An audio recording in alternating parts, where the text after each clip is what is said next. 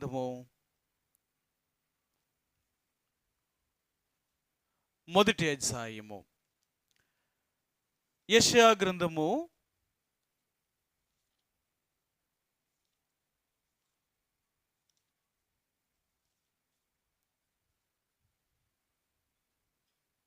మొదటి అధ్యాయము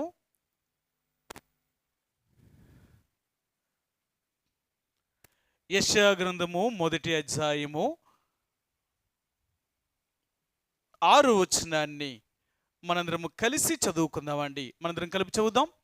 యెషయా గ్రంథము మొదటి అధ్యాయము యెషయా గ్రంథము మొదటి అధ్యాయము 6 వచనాన్ని మనందరం కలిసి ఒక్క మాటలాగా చదువుకుందాం. అరికాలు మొదలుకొని తల వరకు స్వస్థత కొంచెమైనను లేదు. ఎక్కడ చూసినను గాయములు, దెబ్బలు, పచ్చిపుండ్లు. అవి పిండబడలేదు, కట్టబడలేదు, తైలముతో మెత్తన చేయబడను లేదు. ఈ ఉదయకాల సమయంలో చదువున లేఖన భాగాన్ని దేవుడు దీవించునుగాక. గత ఆదివారం మనం జ్ఞాపకం చేసుకున్నాం. అరికాలు మొదలుకొని తల వరకు కూడా మానవుడికి స్వస్థత లేకుండా పోయింది. ఎందుకు మానవుడికి స్వస్థత లేదు? ఎందుకు మానవుడు ఆ రీతిగా ఒక పాపిగా, ఒక వ్యాధిగ్రస్తుడిగా, నిలువెల్లా ఒక విషపూరితముగా మారిపోయాడు మానవుడు? అలాగే చేశాడా దేవుడు అంటే అలాగే ఏమీ దేవుడు చేయలేదు. మీకు చూపించాను గత ఆదివారమే. మానవుడిని దేవుడు పుట్టించినప్పుడు యథార్థవంతుడిగా పుట్టించాడు. మానవుడికి ఏ పాపము తెలియదు. అంతేకాదు ఈరోజు మరొక మాట చూపిస్తాను. మానవుడిని దేవుడు ఎలాగ సృష్టించాడో, మానవుడు ఎలాగ తయారైపోయాడో ఒక మాట మీకు చూపిస్తాను. విలాపవాక్యములు.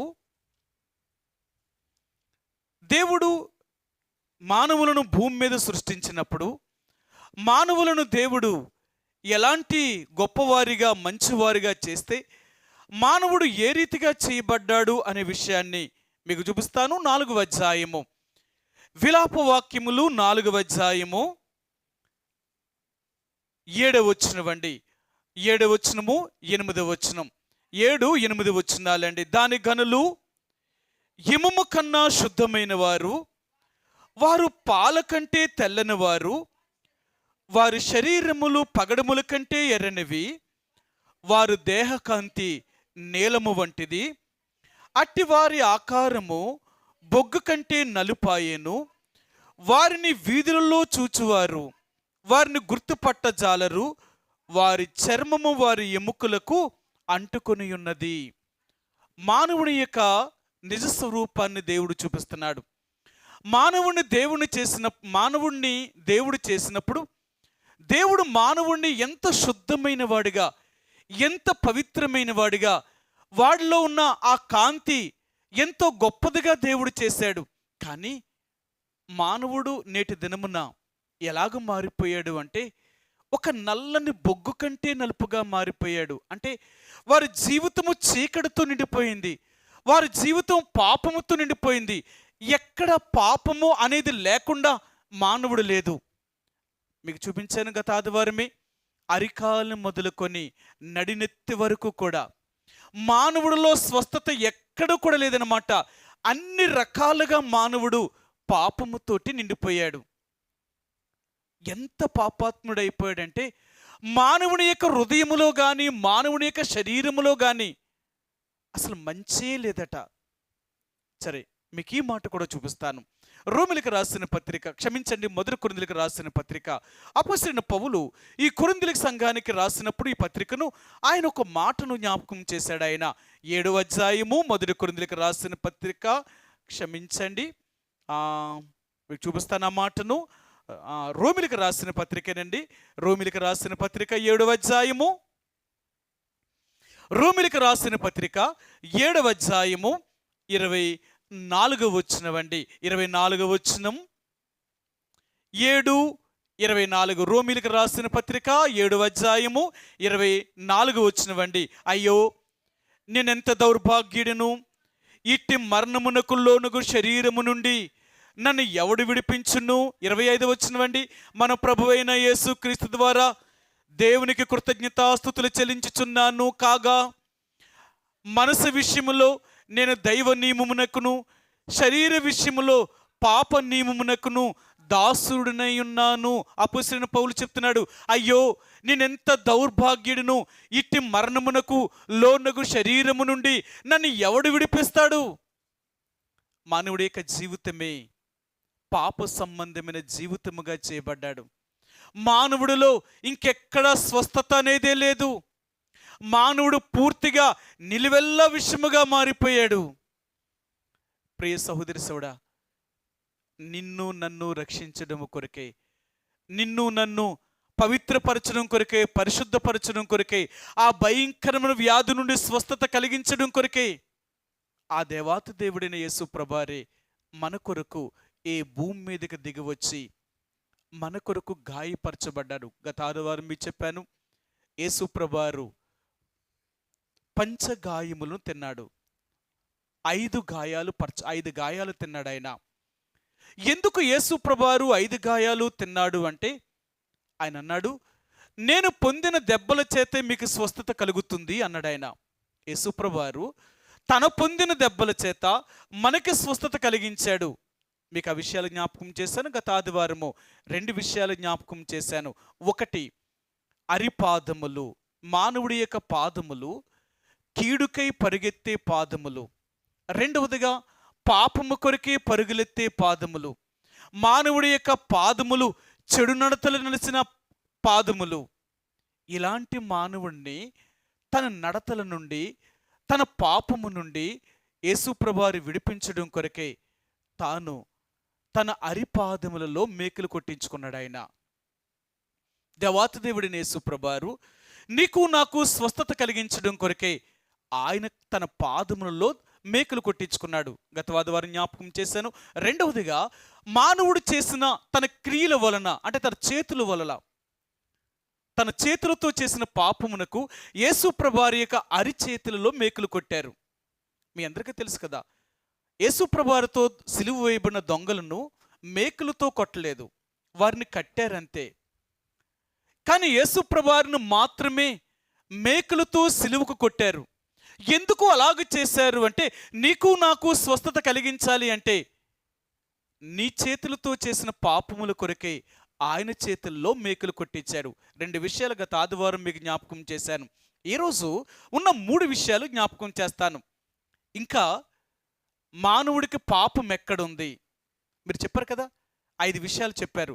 1 పాదములు, 2 చేతులు, 3 తల, 4 శరీరము, 5 హృదయము. ఈ 5 రకాలుగా యేసు ప్రభువారు గాయపరచబడ్డాడు.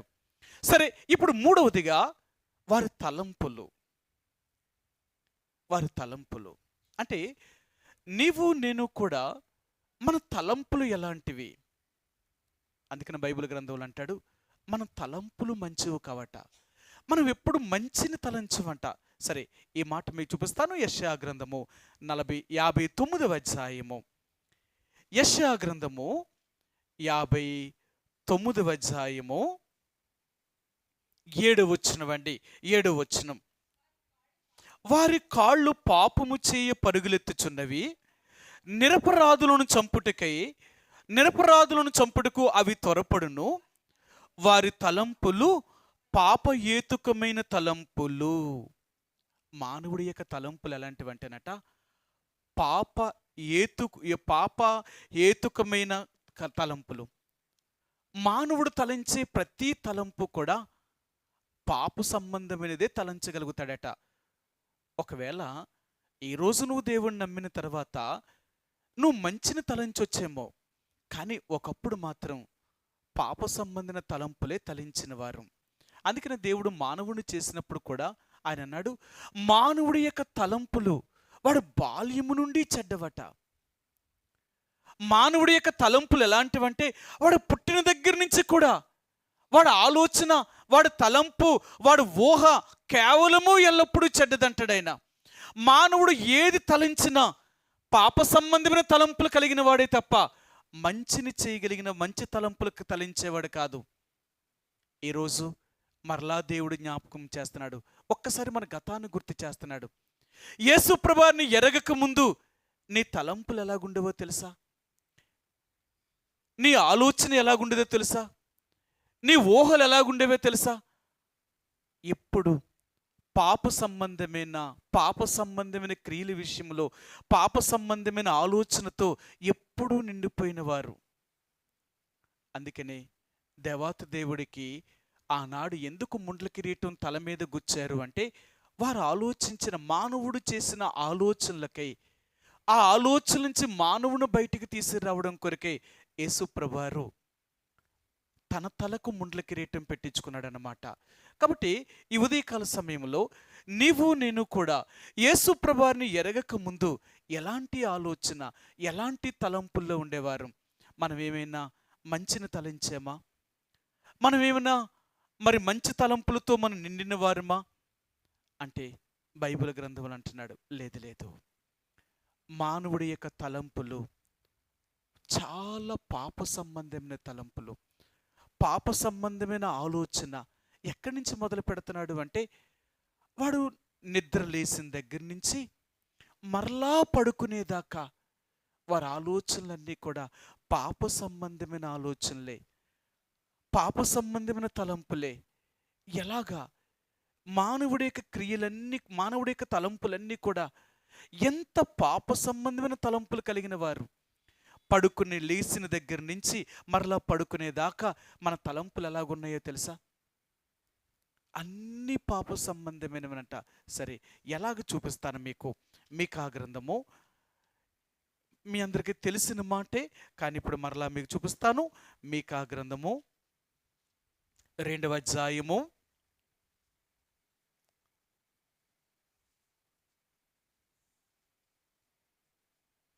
1వ వచనం. మంచముల మీద పరుండి మోసపు క్రియలు యోచించుచు దుష్కార్యములు చేయ వారికి శ్రమ, అలాగు చేయుట వారి స్వాధీనములో ఉన్నది గనుక వారు ప్రొద్దు పొడవగానే చేయుదురు. మంచముల మీద నుండే తలస్తున్నారు. వారి తలంపులన్నీ కూడా ఇంకా లేవక ముందే, ప్రొద్దు పొడవక ముందే, ఈ రోజు నేను ఏం చెయ్యాలో అనేది ఆ లేవక ముందే నువ్వు ఆలోచిస్తున్నావు. అర్థమైందా? నీ ఆలోచన ఎలాంటిదో తెలుసా? ఒకప్పుడు లోక సంబంధంగా పాప సంబంధమైన తలంపులు కలిగిన వారు.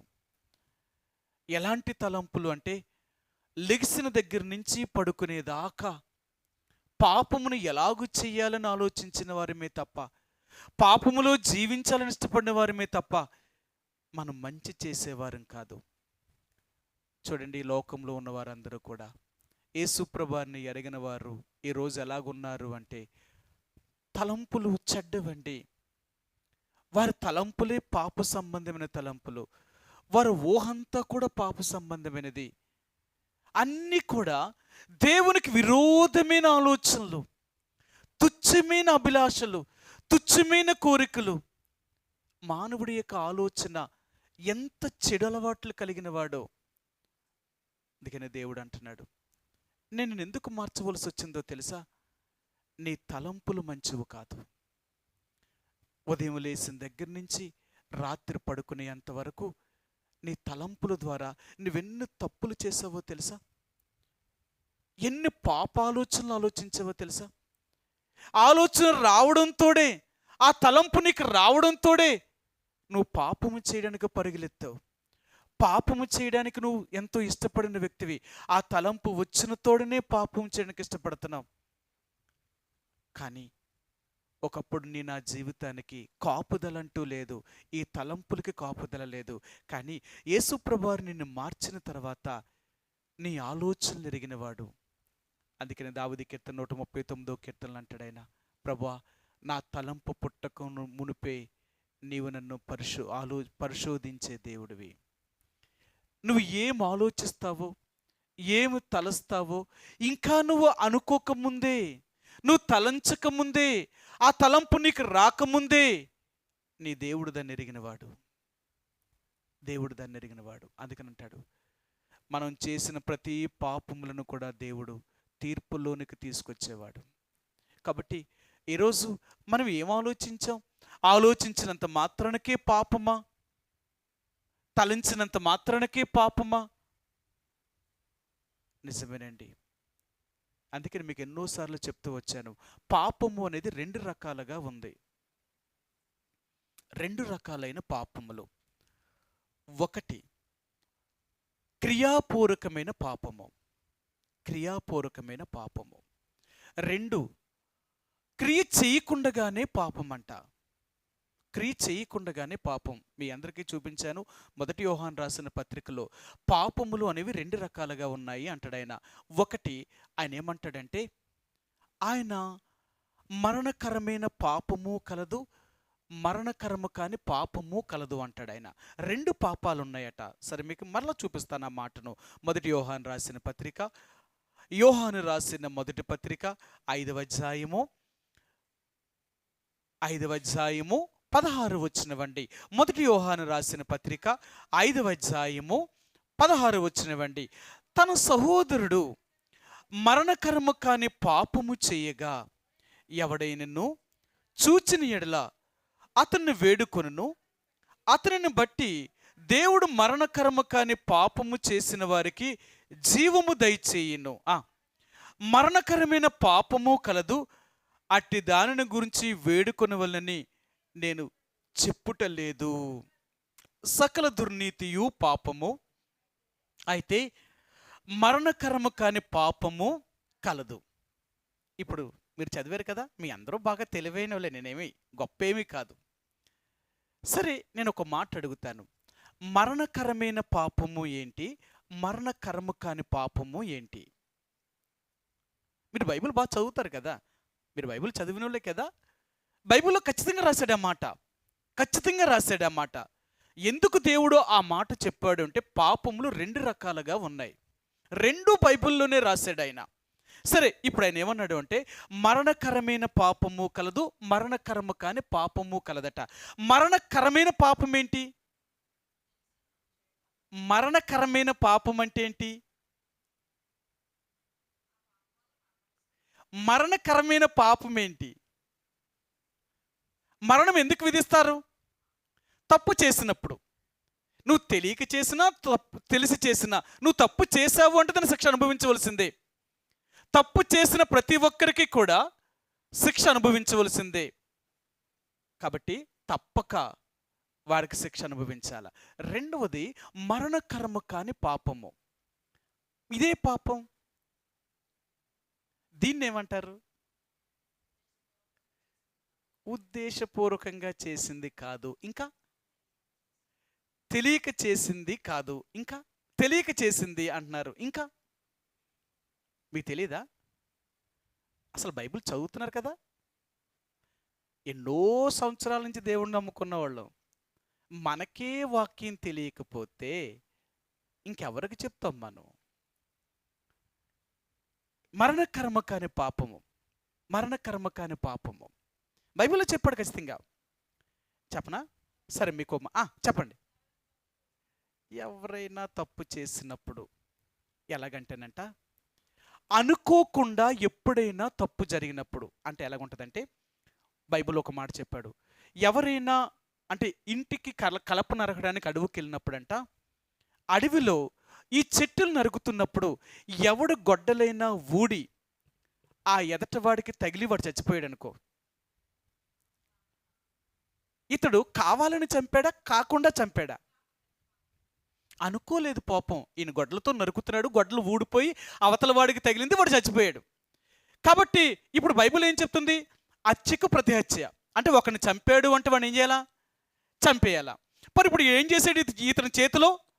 కావాలనేమి చంపలేదు, నరుకుతుండగా గొడ్డల సేల ఊడిపోయి పడిపోయి అవతలోడు తగిలి వాడు చచ్చిపోయాడు. కాబట్టి ఇప్పుడు ఇతను ఏం చేయాలా? ఇతడు అనుకోని చేసిన పాపం కాదు, అనుకోకుండా జరిగిన పాపం. అందుకనే ఇది అవునా కాదా అని విచారణ చేస్తారన్నమాట. ఇతన్ని ఎక్కడ తీసుకుని వెళ్తారంటే, ఆశ్రయపురంలోనికి వెళ్ళాలి వాడు. ఆశ్రయపురంలోకి వెళ్ళిన తర్వాత ఆ ఊరి పెద్దలు, అంటే ఎవరైతే చనిపోయాడో ఆ ఊరి పెద్దలు అతని దగ్గరికి వెళ్ళి అక్కడ ఉన్నవారిని అందరిని అడిగి ఎలాగ చనిపోయాడు, ఎలాగ జరిగింది, అక్కడ ఉన్నవారు సాక్ష్యంను తీసుకొని ఇతన్ని కూడా అడుగుతారన్నమాట. ఇతన్ని కూడా అడుగుతారు, ఏమని, ఎలాగ ఊడిపోయింది, నువ్వు కావాలని చేసావా లేకపోతే అనుకోకుండా జరిగిందా? అప్పుడు జరిగిన విషయాలను బట్టి చెప్పినప్పుడు, అయ్యా నేను కావాలని ఉద్దేశపూర్వకంగా నేను చంపలేదు. నేను నరుకుతుండగా నా గొడ్డలి సేల ఊడి అతనికి తగిలడం వల్ల అతడు మరణించాడే తప్ప నేను కావాలని చేయలేదు. పోను అక్కడ నాతో పాటు అనేక మంది ఉన్నారు, వారిని కూడా అడగొచ్చు మీరు. ఇప్పుడు ఇలాంటి వాడిని మరి ఇప్పుడు ఏం చేయాలా? మీ అందరికీ తెలుసు కదా, ఎన్నో యాక్సిడెంట్లు జరుగుతూ ఉంటాయి. కావాలని గుద్దుతారా లేకపోతే అనుకోకుండా జరుగుతారా? ప్రమాదం అనేది ఎలా జరుగుతుంది? అనుకోకుండా జరిగిన ప్రమాదానికి అతని బండి కింద ఎంతమంది చచ్చిపోయినా అతను మాత్రం చంపరు. చంపుతారా? శిక్ష మాత్రం విధించి పెనాల్టీ వేసి జాగ్రత్త ఇక ముందు అంటారనమాట. మళ్ళీ ఇలా చేయకూడదు అని చెప్తారు.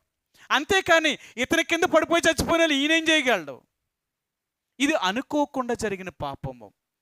అందుకనే మరణకరమైన పాపం ఏంటి, మరణకరము కాని పాపం ఏంటి? కొన్నిసార్లు దేవుడు తీర్పు ఎలా తీరుస్తాడు అంటే, చూసిన దాన్ని బట్టి విన్న దాన్ని బట్టి దేవుడు తీర్పు తీర్చడట. మనందరికీ తెలుసు కదా. సరే, మీకు ఈ మాట చూపిస్తాను. యెషయా గ్రంథము 11వ అధ్యాయము. యెషయా గ్రంథము 11వ అధ్యాయము. యెషయా గ్రంథము 11వ అధ్యాయము 3-4 వచనాలండి. 3-4 వచనాలు. యెహోవా భయము అతనికి ఇంపైన సువాసనగా ఉండును, కంటి చూపును బట్టి అతడు తీర్పు తీర్చడు, తాను వినిన దానిని బట్టి విమర్శ చేయడు. చూసారా, దేవుడు ఎలాగ తీర్పు తీర్చడట? చూపును బట్టి విన్నదాన్ని బట్టి తీర్పు తీర్చడట. మనం ఎలా తీరుతాం? ఈ రెండు మనం చేస్తాం. ఎవరైనా చెప్పారనుకోండి, వాళ్ళు చెప్పారండి ఇది నిజమే అంటారు. ఎవరైనా చూశారనుకోండి, చూసింది నిజమే అంటారు. కానీ ఎందుకు చేశారు అనేది, ఎలాగ చేశారు అనేది దాన్ని బట్టి మాత్రం చెప్పరు. దేవుడికి తెలుసట. అందుకని మనం తప్పు చేసినప్పుడు నువ్వు ఉద్దేశపూర్వకంగా తప్పు చేసావా లేక నీకు ఇష్టం లేకుండా తప్పు జరిగిందా? బైబిల్ గ్రంథంలో ఈ రెండాటికి కూడా చెప్పాడు ఆయన.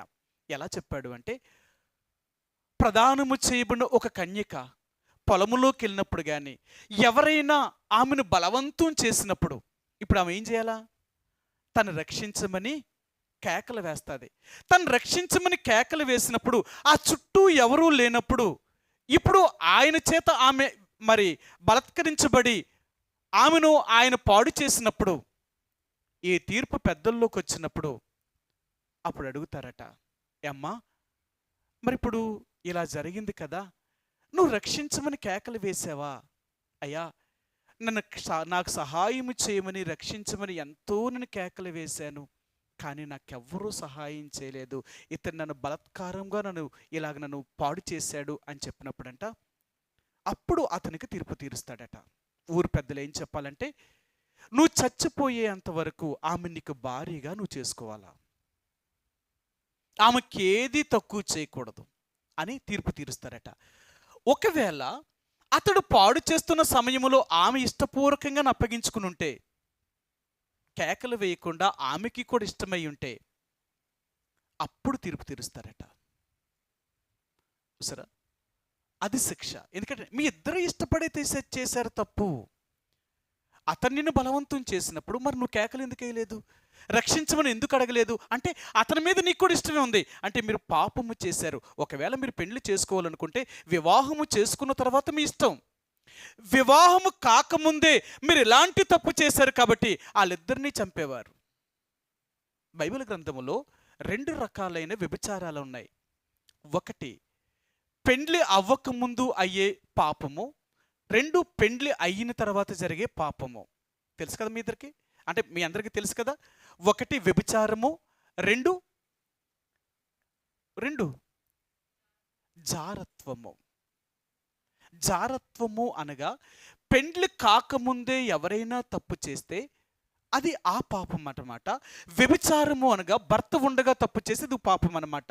అందుకని బైబిల్ గ్రంథం ఈ రెండిటికి శిక్ష మాత్రం తప్పదు. వ్యభిచారము చేసిన శిక్షే, లేక జారత్వము చేసిన శిక్షే. అలాగ వారికి తీర్పు తీర్చేవారు. అంటే పాపము అనేది ఎలాంటిదంటే మరణకరమైన పాపము, మరణకరము కాని పాపము. ఈరోజు మన ఊహల్లోనే తప్పులు చేసుకుంటున్నాం. మన ఊహల్లోనే తప్పులు, మన తలంపుల్లోనే తప్పులు. క్రియలు ఇంకా లేదు, క్రియ చేయలేదు. ఒక మనిషి పాపం ఎలా చేస్తాడట తెలుసా? పాపం ముందు ఎక్కడ పుడుతుందట? పాపం ముందు ఎక్కడ పుడుతుందట? నాకు మీరు అందరూ చెప్తున్నారు, నాకు అర్థమవుతలేదు. పాపం ముందు ఎక్కడ పుడుతుంది? ముందు తలంపుల్లోకి వస్తుందట. పాపం ముందు ఎక్కడికి వస్తుందంటే తలంపుల్లోకి వస్తుందట. ఆ తర్వాత తలంపుల్లోకి వచ్చిన దాన్ని ఏం చేస్తామట? తలంపుల్లోకి వచ్చిన దాన్ని ఏం చేస్తాం? ఆచరణలోకి రావాలంటే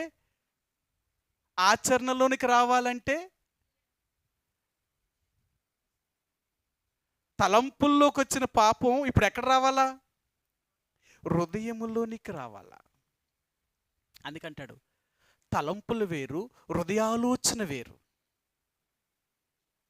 ఆలోచించడం వేరు, తలంచడం వేరు. అవునంటారా కదా? ఈ రెండు ఒకటి అంటారా? తలంపులు వేరు, ఆలోచన వేరట. తలంపు ఆలోచన రెండు ఒకటే అంటారా? కాదా? నిజమే, మీరు చెప్పింది నిజమే. తలంపు వేరు, ఆలోచన వేరు. అందుకని అంటారు తలంచిన ప్రతి దానిని కూడా, తలంపు వచ్చింది అంటే హృదయములోనికి వెళ్ళిన తర్వాత ఇక్కడ పరిశోధన జరుగుతుందన్నమాట. హృదయం అందుకే అన్నాడు, హృదయం ఎలాంటిదంటే అన్నిటినీ పరీక్షించదట. అది సామాన్యమైన హృదయం కాదు. అది అందుకన్నాడు ఆయన, హృదయం అన్నిటికంటే మోసకరమైనది, అది ఘోరమైన వ్యాధి కలిగిందంట. దాన్ని ఎవ్వరూ గ్రహించలేరట. ఒక మనిషి తలంచిన దాన్ని బట్టి అతడు ఎప్పుడు చేయడట, కానీ తలంచిన దాన్ని బట్టి అతడు ఆలోచన ద్వారా హృదయాలోచనలోకి వెళ్తుంది అనమాట. హృదయంలో అప్పుడు తీర్మానం చేసుకుంటాడు, నేను చెయ్యొచ్చు, చేయకూడదు. హృదయ తీర్మానాన్ని బట్టే మనిషి పాపము చేయడానికి మొదటి అవకాశం అండి. అందుకన్నాడు నీ ఆలోచనల ద్వారా, నీ తలంపుల ద్వారా పాపము నీ హృదయంలోనికి వెళ్తుంది. అది మీకు ఎన్నోసార్లు చెప్పాను. పరలోక రాజ్యానికి ప్రవేశించడానికి మనిషి రమారమి 9 అంగుళాల దూరంలో ఉండిపోతాడట.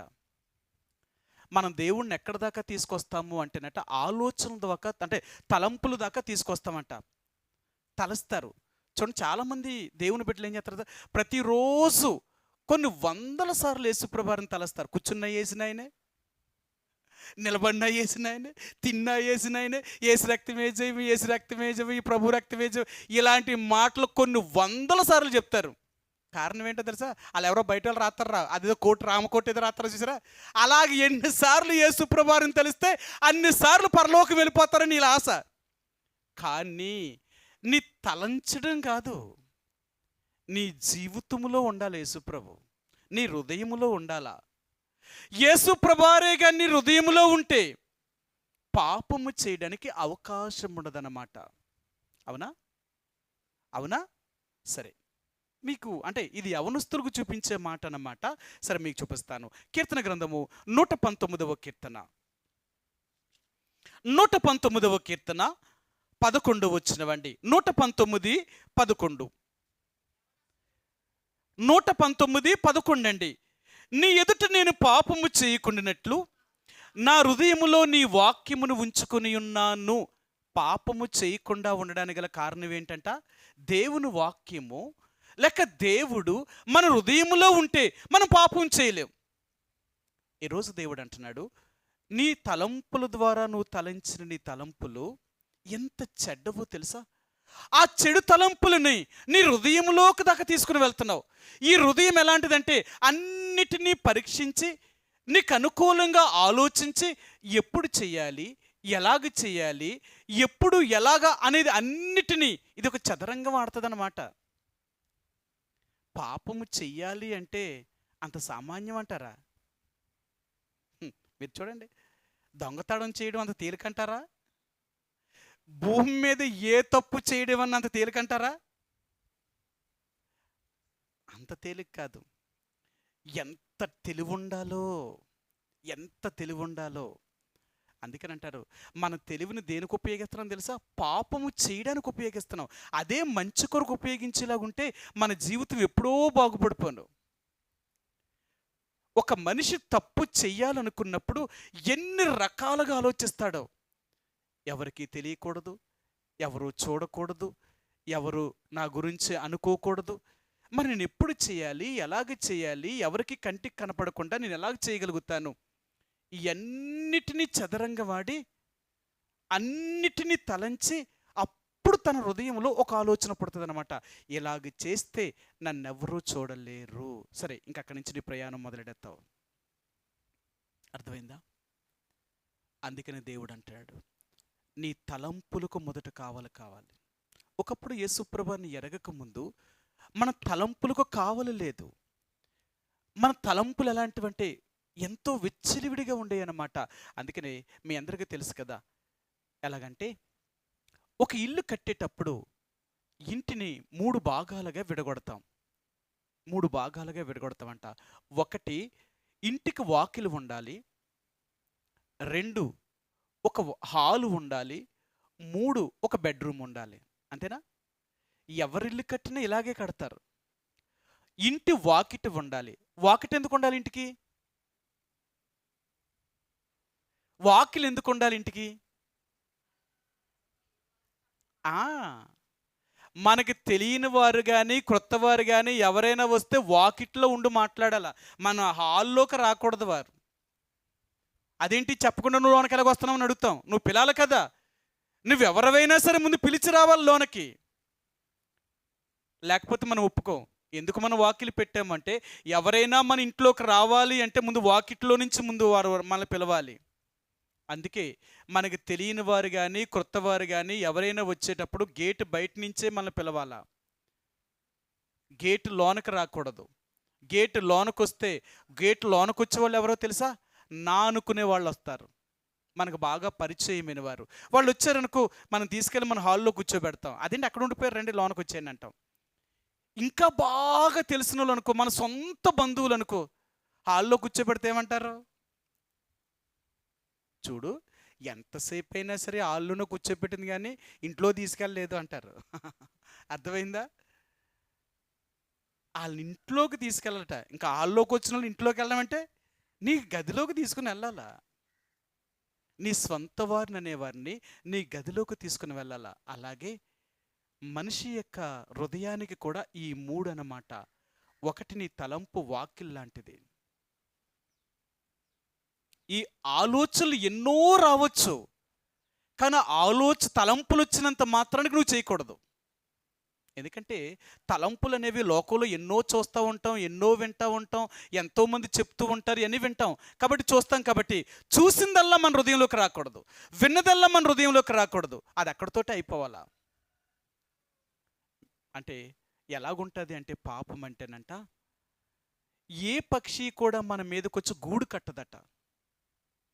ఏ పక్షి అయినా, ఆకాశంలో ఎన్నో పక్షులు తిరుగుతాయట, ఏ పక్షి వచ్చి మన తల మీద గూడు కట్టదట.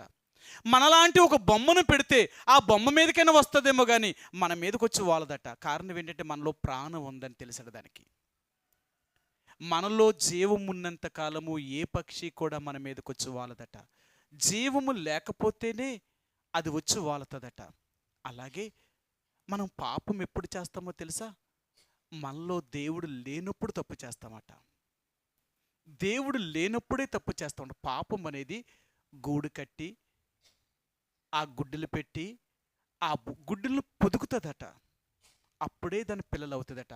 పాపము అనేది ఎలాంటిదంటే, ముందు నీ ఆలోచనలోకి వచ్చి, ఆలోచన ద్వారా నీ హృదయంలోకి వెళ్ళి అక్కడ దాన్ని పొదుగుతుందట. పొదిగిన తర్వాత అక్కడ పిల్లలు అవుతాయట. అంటే క్రియారూపకం అక్కడ జరుగుతుందన్నమాట. క్రియారూపకం అక్కడ జరుగుతుంది.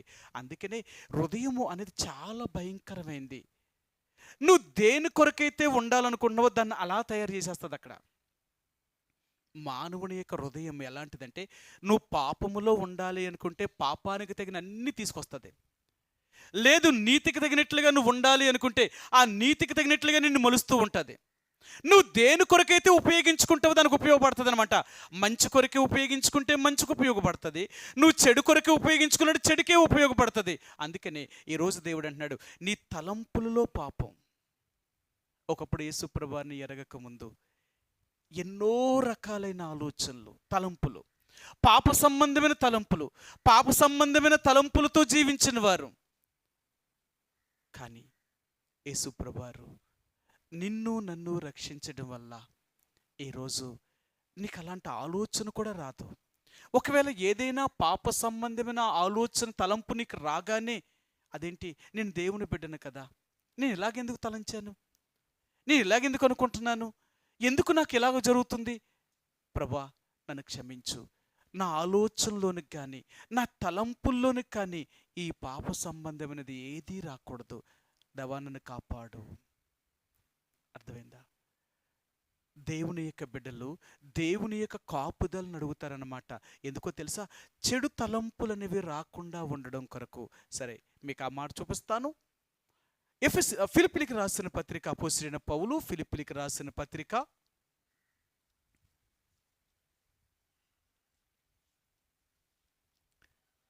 ఫిలిప్పీలకు రాసిన పత్రిక 4వ అధ్యాయము 7వ వచనం. ఫిలిప్పీలకు రాసిన పత్రిక 4వ అధ్యాయము 7వ వచనం. అప్పుడు సమస్త జ్ఞానమునకును మించిన దేవుని సమాధానము యేసుక్రీస్తు వలన మీ హృదయములకును మీ తలంపులకును కావలియుండును. సరే, దేవుడు మన తలంపులకు కావలి కాస్తాడట. ఆ దేవుడే కానీ మన హృదయానికి తలంపులు కాయకపోతే, అంటే మన తలంపులకి ఆ కావలి లేకపోతే ఎన్ని రకాలైనవి మన హృదయంలోకి వచ్చేస్తాయి. అందుకని నువ్వెన్ను చూడు, ఎన్ని విను, కానీ నీ హృదయంలోకి మాత్రం వెళ్ళవు. నువ్వు దేవుని బిడ్డవి. నువ్వు చూసినంత మాత్రానికి, విన్నంత మాత్రానికి నీ హృదయంలోకి వెళ్ళేస్తావంటే వెళ్ళవవి. దారంట పోతున్నప్పుడు ఎన్నో చూస్తాం మనం, చూసినవన్నీ మన హృదయంలోకి వెళ్ళవు కదా. అది దేవుని బిడ్డ చేసేది. అందుకనే ఈరోజు దేవుడు అంటున్నాడు, నీ తలంపులు మంచివి కావు, నీ తలంపులు మంచివి కాదు. ఒకప్పుడు యేసు ప్రభువుని ఎరగక ముందు అన్ని పాప సంబంధమైన తలంపులే, పాప సంబంధమైన ఆ తలంపుల్లోనే నిండిపోయిన వారు. ఎలాగ పాపం చేయాలి, ఎలాగ పాపంలో సంతోషించాలి, ఎలాగ పాపాన్ని అనుభవించాలి, ఇదే తలంపులు.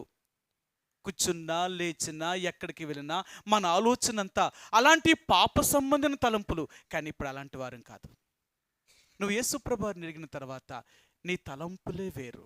అందుకని అంటాడు, మనం దేవుని యొక్క తలంపులు తలంచేవారు, మనం మంచిని తలంచేవారు. మనలో మన ఆలోచనలకు, మన తలంపులను కూడా పాపము చేయడానికి, పాపము రావడానికి మన ఎట్టి పరిస్థితుల్లో కూడా ఇష్టపడేవారం కాదు. అలాగ దేవుడు నిన్ను నన్ను మార్చాడు ఆయన. ఈరోజు నీ తలంపులు ఎలాగున్నాయి చెప్పు? నువ్వు తలంచే ప్రతి తలంపు దేవునికి ఇష్టమైన తలంపులు తలుస్తున్నావా, లేక దేవునికి విరోధమైన తలంపులు తలుస్తున్నావా? ఈరోజు దేవుడు అంటున్నాడు, ఒకప్పుడంటే నువ్వు నన్ను ఎరగలేదు కాబట్టి నీ తలంపులన్నీ లోక సంబంధమైనవి, పాప సంబంధమైనవి, ఈ లోకంలో నువ్వు తలంచావు. కానీ ఇప్పుడు నువ్వు దేవుణ్ణి ఎరిగిన తర్వాత నీ తలంపులు అలాంటివే ఉండకూడదు. అందరిలాగా నువ్వు తలంచకూడదు. అందరిలాగా నువ్వు తలిస్తే ఇంక వాళ్ళకి నీకు తేడా ఏముంది? నీ తలంపులే వేరు. అందుకని బైబిల్ గ్రంథంలో అంటాడు కదా, యెషయా గ్రంథం 55వ వచనం, మీ తలంపుల వంటివి కాదు నా తలంపులు, మీ త్రోవల వంటివి కావు నా త్రోవలు అంటాడు. ఎందుకంటే మన తలంపులు వేరు, ఆయన తలంపులు వేరు. ఆయన ఏది తలంచినా మేలు మంచిని తలంచాడు. మనం ఏది తలంచినా పాపమును కీడును తలంచేవారు. ఇలాంటి తలంపులు మనవి. అందుకనే యేసు ప్రభువు అంటున్నాడు, నా తలలో ఎందుకు మేకులు కొట్టించుకున్నాను, ఆ ముండ్ల కిరీటాన్ని ఎందుకు పెట్టించుకున్నానో తెలుసా? నీ పాప సంబంధమైన తలంపుల కొరకే. నీ తలలో ఉన్న ఆ తలంపులను పరిశుద్ధపరచడం కొరకు, పవిత్రపరచడం కొరకు, నీ తలంపులను ముందు చెడుతాటి నుంచి విడుదల చేయడం కొరకే నేను నా తలలో ముండ్ల కిరీటం పెట్టించుకున్నాను. అందుకే నేను నిన్ను బాగు చేయడాలని, నిన్ను స్వస్థపరచాలని నేను అలాగ చేశాను. రెండవదిగా ఈరోజు హృదయ ఆలోచన. దేవుడు అంటున్నాడు, యేసుప్రభు యొక్క హృదయములో బల్లెం పొట్టు పొడిచారట. ఎప్పుడైతే ఆయన ప్రక్కలో బల్లెముతో పొడిచారో ఆయన యొక్క నీళ్లును రక్తమును కూడా అతని హృదయములో నుండి ప్రవహించాయట.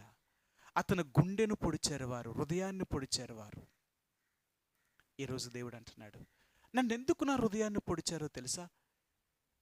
నీ హృదయములున్న పాపమును బట్టి, నీ హృదయములున్న చెడుతనాన్ని బట్టి. నీ హృదయం మంచిది కాదు. మీ అందరికీ తెలుసు, మార్కు సువార్త 7వ అధ్యాయంలో 21, 20, 21 వచ్చులు అంటాడు, హృదయములో నుండి బయలు వెళ్ళినది మనిషిని అపవిత్రపరచును, కానీ హృదయములో లోన్ నుంచి బయటకు వచ్చిందే మనిషిని అపవిత్రపరుస్తుంది. కానీ మరి హృదయం అన్నిటికంటే ఎంత భయంకరమైన వ్యాధో అక్కడ ఆయన చెప్తూ అంటాడు. హృదయము నుండి బయటికి వెళ్ళినది. చూడండి, మార్కు సువార్త 7వ అధ్యాయము 20, 21 వచనం. మార్కు సువార్త 7వ అధ్యాయము, మనుషుల లోపల నుండి అనగా మనుషుల లోపల నుండి బయలు వెళ్ళినది మనుషుని అపవిత్రపరచును. లోపల నుండి అనగా మనుషుని హృదయములో నుండి దురాలోచనలు, జారత్వములు, దొంగతనములు, నరహత్యలను, వ్యభిచారములను, లోభములను, చెడుతనమును, కృత్రిమమును, కామ వికారమును, మత్సరమును, దేవదూషణయు, అహంభావము, అవివేకమును వచ్చును.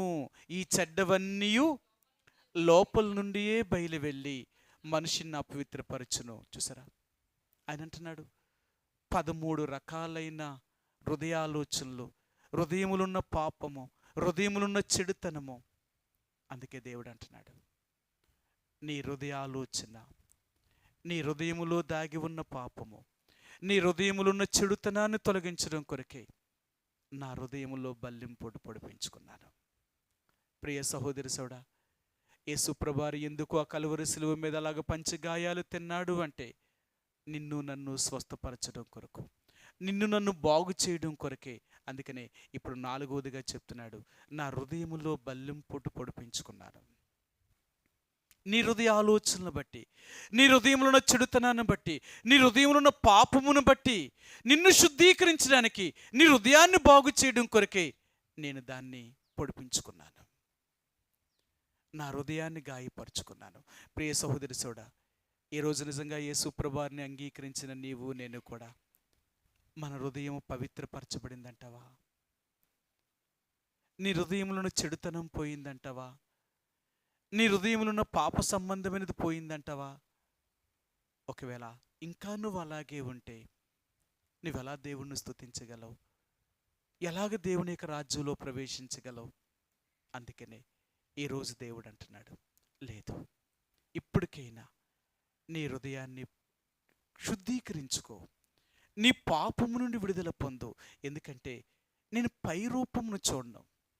మీ అందరికీ తెలుసు కదా, మొదటి సమూయేలు రాసిన గ్రంథము 16వ అధ్యాయంలో అంటాడు, మనుషులు లక్ష్య పెట్టి వాటిని యెహోవా లక్ష్య పెట్టడు. మనుషులు పై రూపము చూస్తారు, కానీ దేవుడు హృదయమును లక్ష్య పెట్టేవాడట. దేవుడు హృదయాన్ని లక్ష్య పెట్టేవాడు. మన హృదయాన్ని చూసే దేవుడు ఆయన. అందుకని యోహాను సువార్త 2వ అధ్యాయం 24, 25 వచనాలు అంటాడు, యేసు మనుషుని యొక్క ఆంతర్యాన్ని ఎరిగినవాడు, యేసు నీ హృదయాన్ని ఎరిగినవాడు. ఈరోజు దేవుడు అంటున్నాడు, నీ హృదయం ఎలాగుంది? నిజంగా నీ హృదయములో పాపము లేదా? కడగబడేవా? శుద్ధీకరించబడ్డదా? నీ హృదయం ఎంత పవిత్రంగా ఉంది ఈరోజు? లేదా ఒకవేళ ఇంకా నీ హృదయములో ఇంకా పాప సంబంధమైన ఇలాంటి చెడు 13 రకాలైన ఈ చెడువాటితో ఇంకా నీ హృదయంలో ఇంకెక్కడైనా ఏదైనా ఉంటే ఈరోజైనా ఒప్పుకో, ప్రభా నా హృదయములో ఇంకా ఎన్నో రకాలైన పాపాలు ఉన్నాయి, నేను ఈరోజు ఒప్పుకుంటున్నాను. నన్ను కడుగు తండ్రి, నన్ను శుద్ధీకరించి నా హృదయములో ఉన్న పాపాన్ని బయటికి తీసివేయి. ఈ రోజైనా దేవుణ్ణి అడుగు. ఈ రోజైనా ఇప్పుడైనా నువ్వు దేవుణ్ణి అడిగితే యేసుప్రభువారు నీలో దాగి ఉన్న నీ పాపమును ఆయన బయటికి తీయగలడు. అదెవరికీ సాధ్యం కాదు. లోకంలో ఎవ్వరూ ఆ పాపంను తీయలేరేమో కానీ నీ దేవుడు మాత్రమే తీయగలడు. అందుకని ఈరోజు దేవుడు అంటున్నాడు, నీ హృదయంతరంగములను ఎరిగిన వాడిని నేను. నీ హృదయంతరంగాలను ఎరిగిన వాడిని. నీ హృదయములో ఉన్న ప్రతి చెడుతనాన్ని నేను చూస్తున్నవాడిని. నాకు తెలియదా? అందుకే కదా నీ కొరకు నా హృదయములో బల్లింపొట్టు పొడిపించుకున్నాను. నేనెందుకు ఆ సిలువ మీద అంత భయంకరమైన శ్రమ, అంత భయంకరమైన గాయములు ఎందుకు తిన్నానో తెలుసా? నిన్ను పవిత్రపరచడం కొరకే. నిలువెల్లా స్వస్థత లేని నీ బ్రతుక్కి స్వస్థతనివ్వాలని, నిన్ను బాగు చేయాలని నేను ఆ రీతిగా శ్రమపరచబడ్డాను. నాలుగవదిగా, హృదయంతరంగాలను ఎరిగిన దేవుడు హృదయములో ఉన్న పాపమును బట్టి, ఆ చెడుతనాన్ని బట్టి యేసు ప్రభువారి యొక్క హృదయములో బల్లెంపొడి పొడిపించుకున్నాడు. 4, 5, యేసు ప్రభు యొక్క శరీరం అంతా కొరడా దెబ్బల చేత దున్నేశారట. శరీరం అంతా కూడా ఎక్కడా యేసు ప్రభు యొక్క శరీరాన్ని ఖాళీగా వదలలేదట. ఆయన గురించి అంటారు, రాత్రి మొదలుకొని తెల్లవారే వరకు అతని శరీరాన్ని కొరడా దెబ్బల చేత చీరేశారట. ఎంత భయంకరంగా అతని శరీరం చీరేశారు అంటే, అసలు నిజంగా ఆయన కొట్టిన దెబ్బలకి అతనికి శక్తి పూర్తిగా పోయిందనమాట.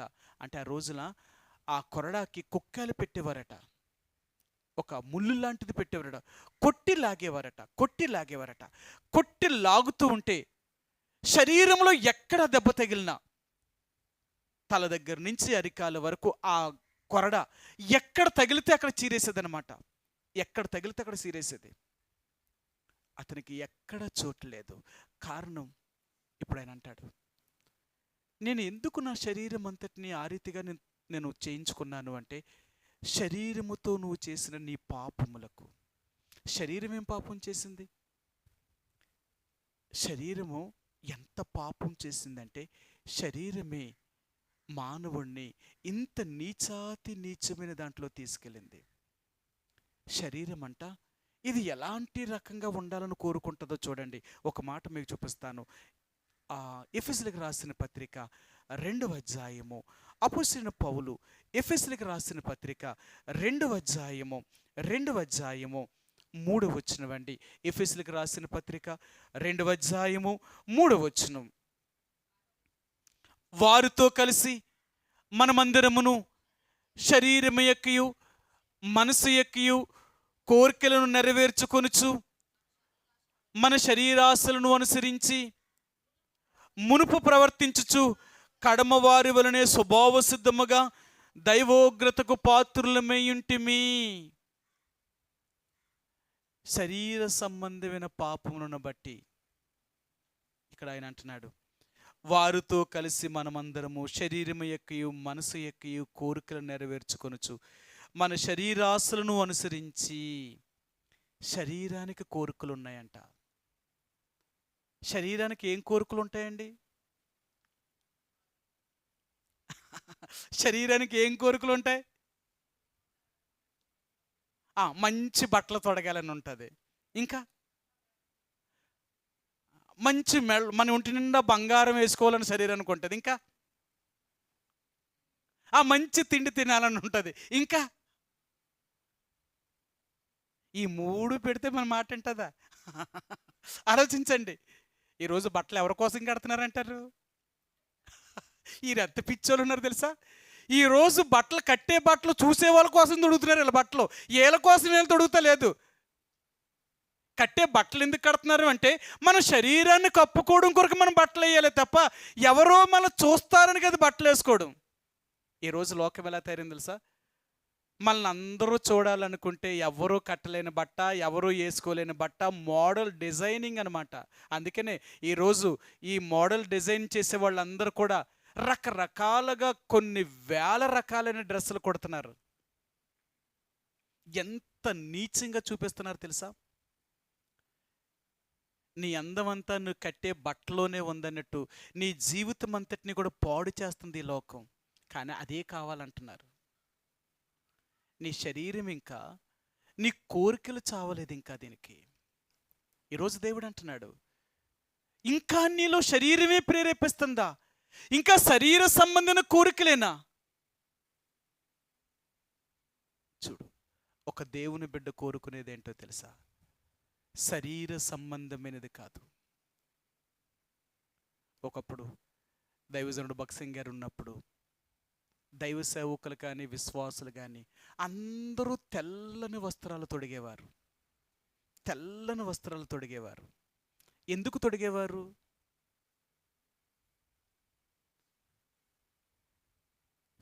తెలుపును ఎందుకు తొడిగేవారు? కొంతమంది ఏమంటారంటే, తెల్ల బట్టలు తొడితే బతుకుంటుంది ఏంటి, హృదయం బాగుండాలి కానీ బట్టల్లో ఏముంది అంటారు.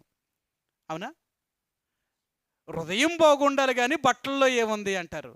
మరి రంగు బట్టలు ఎందుకు కడుతున్నారు?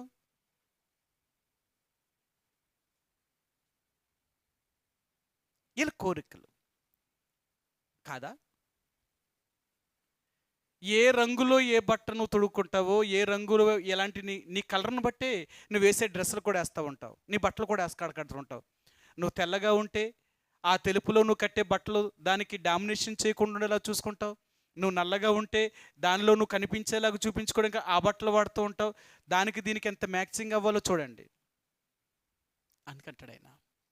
దైవజనుడు భక్సింగ్ గారు ఉన్న దినాల్లో అందరూ ఒకేలా కనపడేవారు. ఆ తర్వాత ఆయన ఏం చేశారు? ఇంకా తర్వాత ఏమయ్యారంటే, అంటే అప్పుడు కూడా నువ్వు ప్రయాణాలు చేసేటప్పుడు కలర్ బట్టలు కట్టుకో. ఎందుకంటే వైట్ని నువ్వు ప్రయాణాల్లో ఎక్కడో కూర్చుంటావు, ఎక్కడికో వెళ్తావు, అలా వచ్చినప్పుడు అది నీకు కలర్ అయితే, అది ఏదైనా పడినా కానీ ఏదైనా అయితే ఇబ్బంది. కాబట్టి ప్రయాణాల్లో నువ్వు కలర్ కట్టుకొని నువ్వు దేవుడి మందిరానికి వచ్చినప్పుడు మాత్రం అలాంటిది చేయకూడదు. ఖచ్చితంగా వాళ్ళకి అలా చెప్పేవారన్నమాట.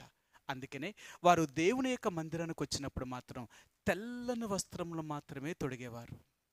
పరిశుద్ధతను గుర్తు చేసేదన్నమాట. అందుకని బైబిల్ గ్రంథంలో అంటాడు, నీ యొక్క దేహమునకు, నీ శరీరమునకు తెల్లని వస్త్రములను ధరించు అంటాడు ప్రసంగిలో. నీ తలకు నూనెను తక్కువ చేయొద్దు, నువ్వు తెల్లని వస్త్రములు ధరించు అంటాడు ఆయన. ఎందుకు తెలుపు హృదయాన్ని చూపించాడు అంటే, ఈ తెల్లని వస్త్రములు అనేవి దానికి పరిశుద్ధతను చూపిస్తూ ఉంటాయి అన్నమాట. అంటే నువ్వు ఎలాగున్నా సరే ఒకలాగే కనపడతావు. ఆ తెల్లని బట్టల్లో నువ్వు నల్లగా ఉన్నా, నువ్వు తెల్లగా ఉన్నా ఒకలాగే కనపడతావు అనమాట. నువ్వేమి చూపించుకోవడానికి ప్రయత్నం లేదు అక్కడ. నువ్వు డిజైన్లు లేకపోతే కలర్లు వాడేటప్పుడు ఏంటంటే అందరిలో నువ్వు డిఫరెంట్గా కనపడుతూ ఉంటావు అనమాట. అలా కనిపించినప్పుడు అందరూ నిన్ను చూస్తారన్నమాట. అందుకే కదా మీకు ఒక మాట చెప్తాను. ఆదికాండం 3వ అధ్యాయంలో అవ్వ తినొద్దన్న పండును తిన్నదట. ఆ పండు ఎలాగుందట చూసారా? చూడడానికి ఆ పండు ఎలా కనిపించిందంట? చాలా అందంగా ఉందంట. అందుకని అంటారు, చాలామంది పండ్లను కొనేటప్పుడు కూడా వారికి నచ్చిన పండు అనుకో, కలర్ అలా బాగుందనుకో, వాళ్ళు తెచ్చుకుంటారు, దాన్ని ఎక్కువ తింటారనమాట. నాకు ఆ కలర్ అంటే ఇష్టం అండి. ఆ పండులో ఏమీ లేకపోయినా కలర్ మాత్రం ఇష్టం వీళ్ళకి. ఆ పండు కలర్ను బట్టే కొనుక్కుంటారు వీళ్ళు. అందుకన్నాడు, అది చూపునకు అందమైనదట. ఈరోజు దేవుడు అంటున్నాడు, శరీర సంబంధమైన కోరికలు చచ్చామా? యేసుప్రభువారు శరీరానికి ఎందుకు గాయపరచబడింది? అందుకనే యేసుప్రభు తను ధరించిన వస్త్రం గురించి ఒక మాట అంటాడు ఆయన. యేసుప్రభువారు ధరించిన వస్త్రం ఎలాంటిదట? యేసుప్రభువారి యొక్క వస్త్రాల గురించి సీట్లు వేసుకున్నారు కదా, అక్కడ ఒక మాట ఉంది. అక్కడ ఒక మాట చెప్పండి. పైనుంచి కింద దాకా ఎక్కడా కుట్టలేదట. దాన్ని అల్లికతో అల్లిన బట్టది, నిలువుటంగి. యేసుప్రభువారు ఆ రోజు ఎక్కడా కూడా ఆ అంగీకి డిజైన్లుగా కుట్టింది లేదు, పైనుంచి కింద దాకా దాన్ని అల్లారనమాట. అలాంటి అంగీ. అందుకనే ఆ రోజుల్లోనంట ఇలాంటి అంగీలు చాలా శ్రమ పడితేనే కానీ దొరకవట. ప్రత్యేకంగా అతని కొరకు మాత్రమే తయారు చేసేవారట. అలాంటి అంగీ అనమాట. అలాంటిది చాలా శ్రమ పడితే, కష్టపడితేనే అలాంటిది అలగలరు. అందుకని దానికి అంత డిమాండ్ పెరిగింది. ఆయన చచ్చిపోయినప్పుడు ఆయన అంగీకి ఎందుకు సీట్లు వేసుకున్నారు అంటే, ఆ అంగీ కూడా పైనుంచి నిలువు కింద దాకా ఎక్కడా కుట్టలేదు, అది అల్లినదన్నమాట. ఒకేలా కనపడుతుంది అంతే. ఇంకది అర్థమైందా? నేను ఒకసారి ఒక చెల్లిని అడిగాను అన్నమాట. అమ్మ మీరేం ముస్లింలా అని అడిగాను. లేదన్నా అన్నది. మరి ముస్లిం కాకుండా గుర్కా వేసుకేసుకుంటున్నావు, ఎందుకు వేసుకుంటున్నావు అన్నది. అన్నా నాకు దేవుడు ఎందుకు ఇచ్చాడో కానీ ఈ తెల్లని బాగా నాకు అందం ఎక్కువ ఇచ్చాడు దేవుడు.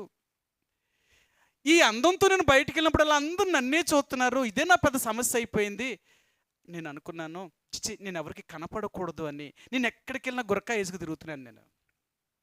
ఎందుకన్నా ఈ అందమే అందరూ నన్ను చూసేలాగా చేస్తుంది. కాబట్టి నన్ను ఎవ్వరూ చూడకుండా ఉండాలనుకుంటే, నేను ఎవ్వరికీ కనపడకుండా ఉండాలనుకుంటే తల దగ్గర నుంచి నా కాలు దాకా అందుకే వేసుకుంటున్నాను నేను ఎవరు ఇంటికి వచ్చినప్పుడు మాత్రమే నేను తీస్తానన్నా, నేను బయటికి ఎక్కడికి వెళ్ళినా ఇలాగ వేసుకొని తిరుగుతాను నేను. అర్థమైందా? అందుకనే చాలాసార్లు అంటారు ముస్లింలు గుర్కా వేసుకునేది తిరుగుతారు అంటేనట తన భర్త తప్ప ఏ పురుషుడు ఆమెని చూడకూడదట. అంటే ఎందుకు చెప్తున్నాను అంటే, శరీరము ఎన్ని రకాలుగా పాప సంబంధమైన కోరికలతో నిండిపోయింది. అందుకంటాడు మీరు శరీరం యొక్కయు మనసు యొక్కయు కోరికలు నెరవేర్చుకునేవారన్నమాట. శరీరము కోరుకునేది ఏంటో తెలుసా? ఇలాంటి పాప సంబంధమైన వాటిని కోరుకుంటుంది. దేవుడు అంటున్నాడు, అయ్యో మీ కొరకే కదా నేనెంత గాయపరచబడ్డాను, నేనెంతగా దుఃఖపడ్డబడ్డాను, నా శరీరం అంతా ఎందుకు నేను కొరడా దెబ్బల చేత నేను తిన్నాను, మీరు చేసిన పాపములను బట్టి. అందుకన్నాడు దేవుని బిడ్డలుగా మనం ఎలాంటి వారమో తెలుసా? శరీరానికి ఏం కావాలో అది ఇచ్చేవారం కాదు, అది ఏది కోరుకుంటుంది ఇచ్చేవారం కాదు. దేవుడు ఏం చెప్పాడో అది ఇస్తామన్నమాట. మనం ఇచ్చేదేంటో తెలుసా?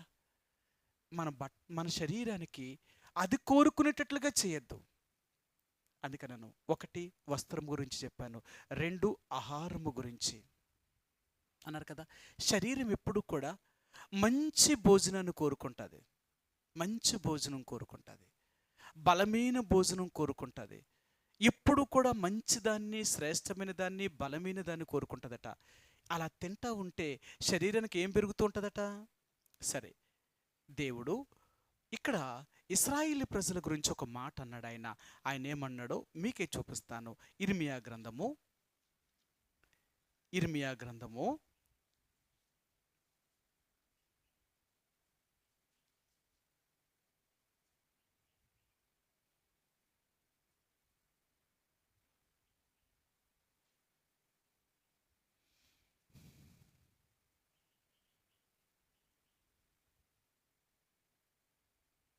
5వ అధ్యాయము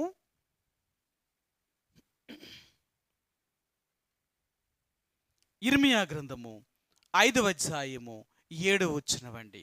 7వ వచనం, నీ పిల్లలు నన్ను విడిచి దైవము కాని వాటి తోడని ప్రమాణము చేయుదురు. నేను వారిని తృప్తిగా పోషించినను వారు వ్యభిచారము చేయుచు వేసల ఇండ్లలో గుంపులు కూడుదురు. నేను ఎట్లు నిన్ను శిక్షించుదును, నేను ఎట్లు నిన్ను క్షమించుదును? చూసారా, ఆయన అంటున్నాడు, నేను మిమ్మల్ని ఏమో బాగా పోషిస్తే మీరేం చేస్తున్నారు తెలుసా? పాపము చేయడం కొరకే పరుగులెత్తుతున్నారట.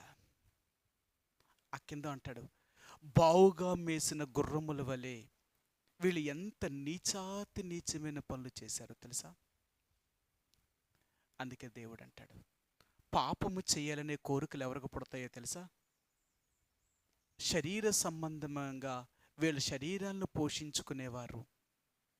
అందుకనే వీళ్ళెప్పుడు కూడా శరీరానికి కావలసిన అన్నిటినీ వారు ఇవ్వడం వల్ల శరీరం బలిసి, అంటే క్రొవ్వు పట్టి పాప సంబంధమైన కోరికలు కోరుకుంటూ ఉంటుందట. అందుకనే దేవుని బిడ్డలు ఎలాగుంటారో తెలుసా? చాలా వరకు శరీరాన్ని చంపడానికి ప్రయత్నం చేస్తారే తప్ప శరీరాన్ని బ్రతికించడానికి ప్రయత్నించారట. అందుకనే కొన్నిసార్లు వీళ్ళు ఆకలి దప్పులతో ఉండడానికి ఇష్టపడతారట, శరీరాన్ని కృషించడానికి ఇష్టపడిస్తారట. శరీరం బలమైనదిగా కనపడడానికి ఇష్టపడినవరట. ఎందుకంటే శరీరం బలమైనదిగా కనపడితేనట లోకం నిన్ను చూసి ఆకర్షిస్తుందట. అంటే నేను ఒక మాట చెప్తాను. నేను సేవకు వచ్చిన తర్వాత అది 1992లో నేను సేవకి వెళ్ళిన తర్వాత 94, 95 సంవత్సరంలో నేను ఎక్కువ పని చేసేవాడిని మందిరంలో. ఏ పనైనా సరే అప్పుడు నేను ఎలాగుండేవాడిని అంటే, ఇప్పుడు మా జెరుబాబేలు చేస్తూ ఉంటాడు, ఎక్సర్సైజ్ చేస్తూ ఉంటాడు అనమాట. ఒరే నీ వయసు ఎంత, నువ్వెంతరా అంటూ ఉంటాను నేను. చూడు నువ్వు ఎలా కనపడుతున్నావో, ఎందుకురా బాడీ చూపిస్తావో, నీ బిల్డింగ్ ఎందుకు అంటాను. కానీ ఆ రోజుల్లో నేను ఎలాగుండేవాడిని అంటే ఆళ్ళలాగా ఉండేవాడిని అనమాట. నేను పని చేస్తే అంటే నేను చెయ్యాలని ఏం చేస్తలేదు, అలా పని చేసేవాడిని అనమాట.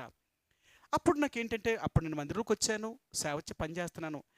మామూలు పూర్తి బనియనే లేదు. ఇప్పుడు నేను ఆ బనియలన్నీ కూడా హ్యాండ్స్ బనియలు అనమాట. అప్పుడు నాకు కట్ బనియన్ అనమాట. ఈ కట్ బనియన్ వేసుకొని ప్యాంట్ వేసుకొని నేను పని చేసేవాడిని అనమాట. నేను పని చేస్తే ఒకరోజు ఆ దైవజనుడు వచ్చి, ఎరా నీ బాడీని చూపించడం కొరక కట్ బనియన్ వేసావు అన్నాడు. తిట్టాడు ఆయన. నీవు ఎవరికి చూపెడుతున్నావురా నీ బాడీని? ఆకర్షించబడాలన్నా ఇలా నువ్వు చేయడం మంచిది కాదు. పూర్తి బనియన్ వేసుకో, లేకపోతే షర్ట్ వేసుకొని పని చేయన్నాడు. దీంట్లో తప్పేముంది? ఇప్పుడు షర్ట్ వేసుకుంటే ఆ పనిలో గాలి తగలదని, లేదా ఆ రోజు అప్పటి వరకు నాకు తెలియదు, అప్పుడు దాకా వేసుకుంటానేమన్నాను. కానీ అప్పుడు ఆయన చెప్పాడు అనమాట, ఇప్పటి నుంచి నువ్వు మందిరంలో ఎప్పుడు కూడా నువ్వు కట్ బనియన్ వాడకూడదు. నువ్వు దేవుని సేవకుడివి, హ్యాండ్స్ బనియన్స్ తీసుకో. ఇది ఎలా తీసుకుంటున్నప్పుడు దాన్ని తీసుకో, అదే కొనుక్కో. ఇది ఎందుకు వాడుతున్నావు? మళ్ళీ ఇంకొకసారి కానీ మందిరంలో నువ్వు కట్ బనియన్ కానీ వేసుకొని తిరిగావా, నాకు కనిపించినా ఆ రోజే నేను సేవలో నుంచి బయటకు పంపించేస్తాను. నేను అసలు నువ్వు సేవకుడివే కాదు అన్నాడు. నాకు చాలా బాధ అనిపించింది. నేనేం తప్పు చేశాను? నాకేం పాపం తెలుసు? నేను పని చేసేటప్పుడు వేసుకున్నాను, సరే అన్న ఇంకెయ్యనన్నా అని చెప్పాను. ఆ రోజు నుంచి అసలు నేను పని చేసిన నా షర్టుతో అన్నా చేస్తాను, లేకపోతే ఆ హ్యాండ్స్ బనియన్తో చేస్తాను తప్ప నేను మాత్రం నా శరీరం బయటికి కనిపించడానికి ప్రయత్నం చేయను. కారణం ఏంటో తెలుసా? లోకం మంచిది కాదు, నువ్వు మంచోడివే. అప్పుడు ఆయన చెప్పాడు, నువ్వు మంచోడివే కావచ్చు, కానీ లోకం నిన్ను ఎలా పడేస్తుంది తెలుసా? అందుకే కదా వారి యొక్క బాడీ స్ట్రక్చర్ను బట్టే ప్రేమిస్తారట. చాలామంది ప్రేమలు ఎలా పడతారంటే వాళ్ళు ఎలాగున్నారో దాన్ని చూసి ప్రేమిస్తారట. అర్థమైందా? అంటే ఎందుకు దేవుని బిడ్డను ఇన్ని రకాలుగా వారు పరిశోధిస్తారు? లోకం నీలోనికి రాకూడదు. నీ శరీరం ఎలాంటిదో తెలుసా? పాప సంబంధమైనది. అందుకని శరీరానికి ఎప్పుడు కూడా అది అడిగింది, అది కావాల్సిందని ఇవ్వకు. అది అడిగింది కానీ అది కావాలని కోరుకున్నదా నేను పాపంలో తీసుకుపోద్ది. అందుకనే దేవుని బిడ్డలుగా మనం ఎప్పుడు కూడా దేవుడు మనకి ఎందుకు ఇలాంటి నియమ నిబంధనలు పెట్టాడంటే, మీరు లోకంలోకి వెళ్లకుండా ఉండడం కొరకు, పాపము చేయకుండా ఉండడం కొరకు. ఒకవేళ అలాగెళ్ళామనుకోండి, పాపము మనల్ని పట్టుకుంటుంది. మీ అందరికీ తెలుసు కదా. ఒక మాట చూపిస్తాను, ఎందుకు నేను చెప్పాననే మాట మీకు చూపిస్తాను. ఆదికాండము 34వ అధ్యాయము. ఆదికాండము 34వ అధ్యాయము మొదటి వచనమండి. ఆదికాండము 34వ అధ్యాయము మొదటి వచనం. ఆదికాండము 34 మొదటి. లేయా యాకోబునకు కనిన కుమార్తె అయిన దేనా ఆ దేశపు కుమార్తెను చూడవెళ్ళెను. ఆ దేశముని ఏలిన ఇవ్వీడైన హామోరు కుమారుడగు షెకెము ఆమెను చూచి ఆమెను పట్టుకొని ఆమెతో శ్రేణించి ఆమెను అవమానపరిచెను. దేనా ఒక్కరు తేలిందంటావా? ఇంకా అనేక మంది స్త్రీలు తేలింది. అందుకే కదా మనం ఎక్కడికైనా వెళ్ళేటప్పుడు ఆడవాళ్ళు ఎప్పుడు ఒంటరిగా వెళ్ళరు, ఇంకొక తోడు కావాలా. అంటే ఇంకొక ఆడ మనిషితో కానీ ఇంకొకరు ఆ సమాన వయస్కులో కానీ ఎవరొకరు తోడు వెళ్తారనమాట. ఇప్పుడు ఆమె ఆ దేశాన్ని చూడడానికి వెళ్ళినప్పుడు ఆమె చిలికెత్తులతో కూడా, ఆమెతో కూడా ఉన్నవాళ్ళు అందరితో కూడా వెళ్ళింది ఆమె. కానీ ఆ దేశాన్ని వెళ్ళిన వాడు కుమారుడు, హామోరు కుమారుడైన ఈ షెకెము ఈమెను మాత్రమే చూశాడట. ఏం రెబెక్కాని ఎందుకు ఈ యొక్క మరి లేయానే అంటే దీనానే ఎందుకు చూశాడు? వాళ్ళందరిలో ఈమె ఆకర్షించబడింది. అంటే తమ బట్టల్లో కానీ, తమ వేసుకున్న ఆభరణాల్లో కానీ ఆమె యొక్క అందాన్ని ఆమె చూపించింది. ఎప్పుడైతే ఆమె అందముగా వెళ్ళిందో ఆ దేశాన్ని వెళ్ళిన వాడు కుమారుడు ఆమెను పాడు చేసి అవమానపరిచారు. అంతే, జీవితాంతము ఈ దీన అలాగే పెండ్లి చేసుకుంటూ ఒక విధవరాండ్లుగానే మిగిలిపోయిందంటే, ఇక దీనాకు మరలా పెళ్ళి అవ్వలేదంతే. కారణం ఎందుకో తెలుసా? ఆమె తన శరీరానికి సంతోషపెట్టుకోవాలనుకుంది. అంటే శరీర సంబంధమైన వాటికి విలువిచ్చింది.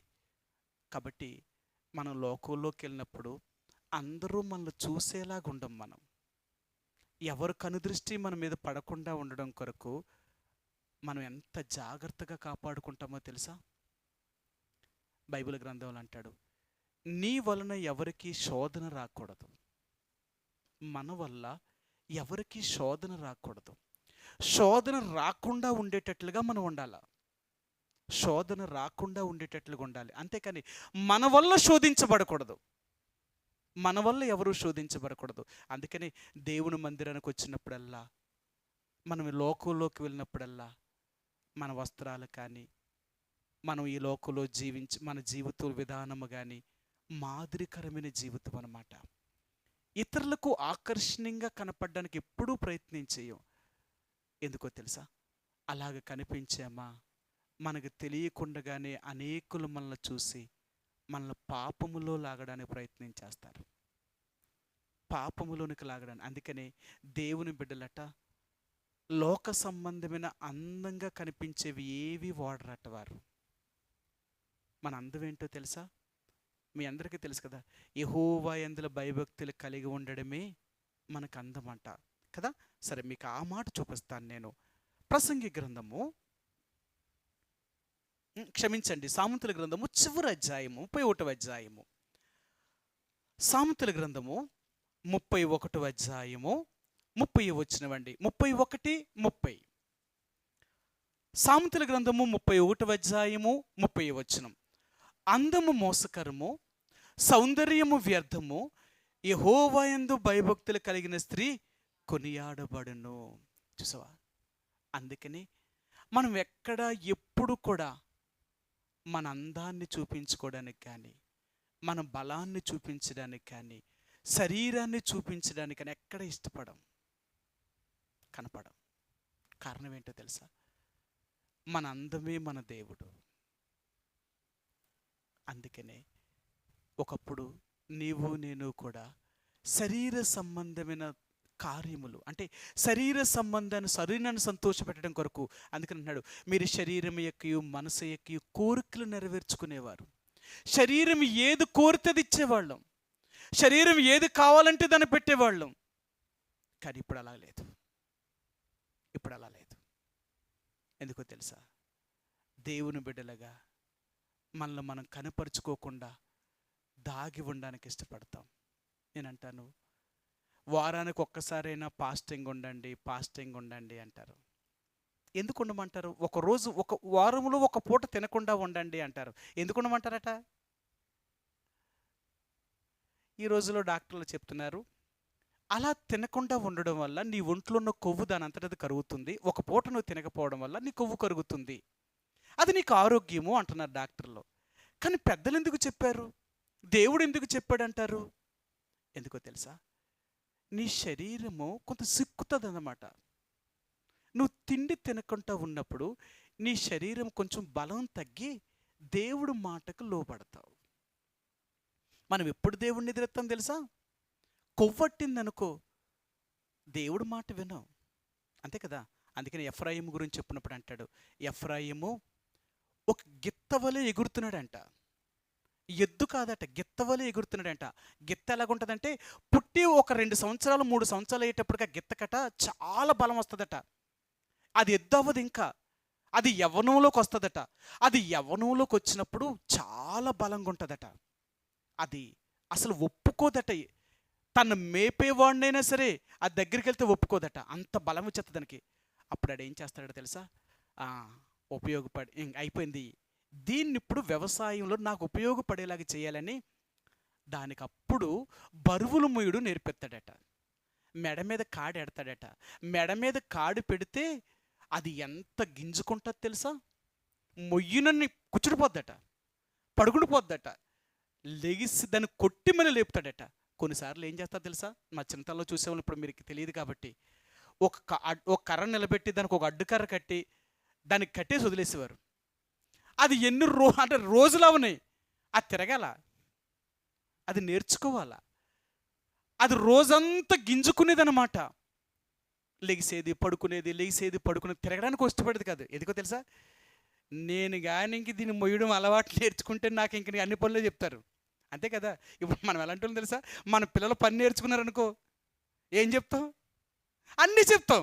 నాకు రాదంటే ఏం పోదు, ఓ మాటతో పోద్ది కదా. నాకు రాదు అంటే ఏం చెప్తాం? ఇంక రానోడికి ఏం చెప్తాంలే అంటాం. అదే నేర్చుకున్నారనుకో, నువ్వు ఎందుకు నేర్చుకో, రాదు అని చెప్పకూడదు, నువ్వు నేర్చుకుని నేర్పించమనుకోండి. ఆ నేర్చుకున్నారనుకో, ఆ ఆడపిల్లైనా మగపిల్లైనా, మనం ఎక్కడికైనా పోయినప్పుడు ఏం చేస్తాం? వచ్చేదరికి అన్ని కూర వండేసాను పెట్టి అక్కడ అంటాం. ఎందుకు? నీకు వచ్చు కదా. నీకు రాకపోతే సమస్య, కానీ వస్తే ఎందుకు ఇంకా? అలాగా ఇశ్రాయేలు ప్రజల్లో ఎఫ్రాయిం అనేవారట, దేవుడు తన మీద కాడి పెట్టతేనంట కాడి మొయ్యడానికి ఇష్టపడలేదట, కాడిని ఇరిసేసిందట. అంత బలం ఎక్కువ ఉంది. అప్పుడు అన్నాడట, ఎఫ్రాయిము, నేను కర్రతో చేసిన కాడినైతే నువ్వు విరగొట్టావు కదా, నేను ఇప్పుడు ఇనుప కాడిని చేస్తాను. ఈసారి ఇరగొట్టన్నాడట. ఈసారి ఇనప కాడిని పెడితే ఇంకేం చేస్తుంది ఇది? అది ఎంత కొట్టుకున్నా ఇరగలేదట. అంటే ఏం చెప్తున్నా తెలుసా? నేను మొదట నిన్ను కొంచెమే శిక్షించాను, కానీ నా శిక్షను నువ్వేం చేస్తుందో తృణీకరించావు. ఈసారి అలా కాదు, నా శిక్ష నువ్వు మొయ్యలేనంత బరువు నీ మీద పెడతాను, నువ్వు భరించలేనంత బాధ నీకు పెడతాను. అప్పుడెక్కడికి వెళ్తావా? నువ్వు భరించలేనంత బరువు నీ మీద పెట్టినప్పుడు, నీ ఆరోగ్యం క్షీణించేలాగా చేసినప్పుడు, నీ బలాన్ని పోయేలాగా చేసి, నీ బలం నీకు ఏదైతే ఆధారం ఉందో అవి తీసేస్తే ఏం చేస్తావు? చచ్చినట్టు మొయ్యవలసిందే. అర్థమైందా? అందుకే దేవుడు అంటాడు, శరీరము అనేదంట కొన్నిసార్లు దీన్ని చిక్కలా చేయాలట, దీన్ని బలహీనముగా చేయాలట. అప్పుడే దేవుడు మాట వింటాదట. మనం ఎప్పుడు దేవుడి మాట వింటామో తెలుసా? కొన్ని కష్టాలు, కొన్ని బాధలు, కొన్ని దుఃఖకుండా పరిస్థితులు కూడా వెళ్ళినప్పుడే దేవుడు మాట వింటాం. కానీ అన్నీ దేవుడు మనకిస్తే మన మాట వినమంట.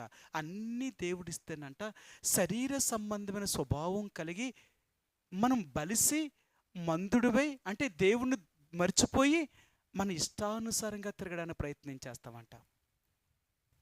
అందుకే దేవుడు అన్నాడు, నీ శరీరమును కొంత చిక్కేలాగా చేసుకో, బలహీనపరుచుకో. అందుకని అపోస్తలుడైన పౌలు అంటాడు, నా శరీరమును దినదినము నేను చంపుతున్నాను అంటున్నాడు ఆయన. సరే, మీకు ఆ మాట చూపిస్తాను. అపోస్తలుడైన పౌలు కొరింథీయులకు రాసిన, ఇక్కడ ఆయన ఒక మాట అంటాడు, దినదినము నేను ప్రభువు కోసము చనిపోతున్నాడట. ప్రతిరోజు కూడా తన శరీరమును తాను చంపుకునే పరిస్థితిని ఆయన జ్ఞాపకం చేస్తున్నాడు. ఆయన మీకు చూపిస్తాను. ఆయన ఏమంటాడో ఆ మాట కొరింథీయులకు రాసిన పత్రికలో, నేను ఇతరులకు ప్రకటించిన తర్వాత నేను భ్రష్టుడినైపోతానేమో అని దినదినము నా శరీరమును నేను నలగొట్టుకుంటున్నాను అంటాడు ఆయన. 9వ అధ్యాయము, మొదటి కొరింథీయులకు రాసిన పత్రిక 9వ అధ్యాయము 27వ వచనమండి. 27వ వచనం, గాలిని కొట్టినట్టు నేను పోట్లాడుట లేదు, కానీ ఒకవేళ ఇతరులకు ప్రకటించిన తర్వాత నేను భ్రష్టుడినైపోదునేమో అని నా శరీరమును నలగగొట్టి దానిని లోపరుచుకొనుచున్నాను. ఇంకొక దగ్గర అంటాడు, నేను క్రీస్తు కొరకు దినదినము చనిపోవచ్చున్నాను అంటాడు ఆయన. శరీరాన్ని నలగొడుతున్నాడట. నలగొట్టడం అంటే దానికి కావలసిన బట్ట, తనకు కావలసిన తిండి, తనకు కావలసిన సుఖాన్ని ఇస్తలేదు ఆయన. ఈ 3 మనం ఇచ్చామనుకోండి, ఇది దేవుడు మాట విందు. అందుకనే మన శరీరాశలను అనుసరించి ప్రవర్తించేవారం కాదు. ఎప్పుడైతే ఈ శరీరాన్ని అనుసరించి ఇంతకుముందు ప్రవర్తించాం, కానీ యేసుప్రభువారి యొక్క రక్తం చేత మనల్ని కడగబడిన వారం కాబట్టి ఇప్పుడు మన శరీరములను దేవునికి లోపరుచుకున్న వారము. అందుకని బైబిల్ గ్రంథాలు అంటాడు, మీ శరీరములతో దేవుని మహిమపరచండి. ఈరోజు మన శరీరాలతో దేవుని మహిమపరుస్తున్నాం. ఇంతకుముందు మన శరీరాలతో మన కోరికలు తీర్చుకున్నవారు, మన ఆశలు తీర్చుకున్నవారు, మనకిష్టమైనవి చేసిన వారు. కానీ ఇప్పుడు మనం అలాంటి వారం కాదు. సరే, ఈ ఒక్క మాట కూడా చూపించి ఆరాధనలోనికి వెళదామండి. మొదటి కొరింథీయులకు రాసిన పత్రిక 6వ అధ్యాయము, కొరింథీయులకు రాసిన మొదటి పత్రిక 6వ అధ్యాయము 20వ వచనమండి. 6:20. విలువ పెట్టి కొనబడిన వారు గనుక మీ దేహములతో దేవుణ్ణి మహిమపరచుడి. ఈ దేహముతో దేవుని మహిమపరిచేవారు. అందుకనే యేసు ప్రభువారు నిన్ను నన్ను నిలువెల్లా స్వస్థత లేని మనల్ని, అరికాలు మొదలుకొని తల వరకు స్వస్థత లేని మనల్ని, పాపముతో నిండిపోయిన మనల్ని రక్షించడం కొరకే ఆయన కలువరి శిలువ మీద మన కొరకు అని గాయపరచబడి తన పొందిన దెబ్బల చేత నీకు నాకు స్వస్థతను కలిగించాడు. ఈరోజు నీ తలంపులలో స్వస్థత, నీ హృదయాలోచనలో స్వస్థత, నీ శరీరములో స్వస్థత. నిజంగా దేవుడు అలా వేరు చేశాడంటావా? ఒకవేళ అలా వేరు చేసుంటే, ప్రభువా నిజమే, ఒకప్పుడు నా తలంపులు చెడు తలంపులు, ఒకప్పుడు పాప సంబంధమైన తలంపులు, ఈ లోక సంబంధమైన తలంపులు.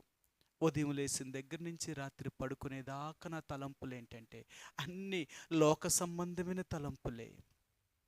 ఒక్కసారి కూడా నీ కొరకు నేను తలంచిందేమీ లేదు. నా తలంపుల్లో నేను ఎంతో చెడిపోయిన వ్యక్తిని. రెండవదిగా, నా హృదయాలోచనలు మంచివి కాదు తండ్రి. హృదయములో నుండి బయలు వెళ్ళినవి ఎంత భయంకరంగా నాకు చూపించావు. నిజమే, అనేకమైన పాపములతో నా హృదయం నిండిపోయింది. అలాంటి నా పాప జీవితాన్ని మార్చడం కొరకే నీ హృదయములో బల్లింపోటు పడిపించుకొని నీ రక్తమంతటినీ కార్చి నా హృదయాన్ని శుద్ధీకరించావు. అంతేకాదు, మూడవదిగా తండ్రి, 5వదిగా, నా శరీరము పాపం, నా శరీరములో మంచిది ఏదీ లేదు. అందుకనే నా శరీర సంబంధమైన పాపముల నుండి విడిపించడం కొరకే నీ శరీరాన్ని ఆ రోజు నువ్వు కొరడా దెబ్బల చేత దున్నించుకొని నా కొరకు నీ శరీరం అంతటినీ దారపోసావు. యెరూషలేము వీధుల గుండా వేడవబడిన నీ దేహము, నలగొట్టబడిన నీ దేహము ద్వారా నా శరీరములో స్వస్థత కలిగించావు. అవును ప్రభువా, ఒకప్పుడు నా శరీర సంబంధమైన కోరికలను బట్టి, శరీర సంబంధమైన ఆశలు బట్టి ప్రవర్తించాను. నన్ను క్షమించు, నన్ను క్షమించు. అలాంటి పరిస్థితులు నన్ను క్షమించి నీ బిడ్డగా నన్ను చేసుకొని ఈరోజు శరీర సంబంధమైన కోరికల నుండి, శరీర సంబంధమైన జీవితము నుండి నన్ను విడిపించి నన్ను విలువ పెట్టి కొనుక్కొని నా దేహముతో నిన్ను మహిమపరిచే వ్యక్తిగా నన్ను చేసావు. అందుకే నీకు వందనాలు. అర్థమైందా? ఈరోజు మనం దేవుని బిడ్డలం. ఎందుకు దేవుడి మందిరానికి మనం వచ్చినప్పుడు ఎంత మాదిరికరమైన జీవితాన్ని చూపిస్తాం? చాలామంది అంటారు, దేవుడు మందిరానికి వెళ్ళినప్పుడు చూడండి, జెండా పువ్వులు పెట్టుకొని, ఒంటి నిండా బంగారం పెట్టుకొని, మాకు మంచి బట్టలు తొడుక్కొని వెళ్తారు. ఎందుకు? దేవుడు మందిరానికి నువ్వు వచ్చే తీరిదా? నిన్ను అలంకరించుకున్నా. అందుకంటాడు, ఇది నీ శరీర సంబంధమైన కోరిక. దేవుడి బిడ్డలు చూడగానే చెప్పేస్తారు, వీళ్ళ దేవుని బిడ్డలు కారు. వీళ్ళు నిజంగా దేవుని బిడ్డలైతే ఇలాగెందుకు ఉంటారు? వీళ్ళు దేవుని బిడ్డలైతే ఇలాగెందుకు పెట్టుకుంటారు? వీళ్ళు ఇంకా అలంకరించుకోవడం పోలేదే, ఇంకా శరీరాన్ని సంతోషపరచుకోవాలనుకుంటున్నారే. అందుకే వాళ్ళ ప్రవర్తన బట్టే వారెవరో చెప్పొచ్చట. మనం అలాంటి వారం కాదు, మనం మార్పు చెందిన వారు. మన శరీరాలను సంతోషపరిచే వారు కాదు. మన శరీరంలో సంతోషపరచకుండా మన ప్రభు మన శరీరంలో కొరకు ఆయన గాయపరచబడ్డాడు. కాబట్టి ఇప్పుడు ఆ పరిస్థితుల నుంచి దేవుడు విడుదల చేసి మన దేహముతో దేవుని మహిమపరచడం. నువ్వెక్కడికి వెళ్ళినా, నువ్వేమీ లేకుండా, ఏమీ పెట్టుకోకుండా నువ్వు చక్కగా నువ్వు వెళ్ళినప్పుడు లోకంలో చూసినారంటారు, అమ్మ నువ్వు దేవుని బిడ్డవా, దేవుని నమ్ముకున్నావా? ఆ మాట అడగగానే ఎంత సంతోషం తెలుసా? నీ దేవునికి మహిమ. నిన్ను చూడగానే మాట అడుగుతున్నారంటే దానికి కారణం ఏంటో తెలుసా? నీలో దేవుణ్ణి చూపిస్తున్నావు. నీలో దేవుణ్ణి చూపిస్తున్నావు. వారు నిన్ను చూడగానే చెప్తారు, లోకస్తులైతే ఇలాగ ఉండరు, వీరు దేవుని బిడ్డలు కాబట్టి ఇలాగున్నారు. నీ అలంకరణ బట్టి తెలిసిపోతుంది అన్నమాట. అందుకనే నువ్వు దేవుణ్ణి మహిమపరిచే వ్యక్తివే తప్ప లోకానికి నువ్వు కనిపించే వ్యక్తివి కాదు. లోకానికి మరుగైపోయిన వారు దేవుడిలో కనబడేవారు. ఒకప్పుడు లోకానికి కనబడేవారు, దేవునికి మరుగైన వారు. ఇప్పుడు ఇలాంటి జీవితం కాదు. మన దేహముతో దేవుని మహిమపరిచేవారు.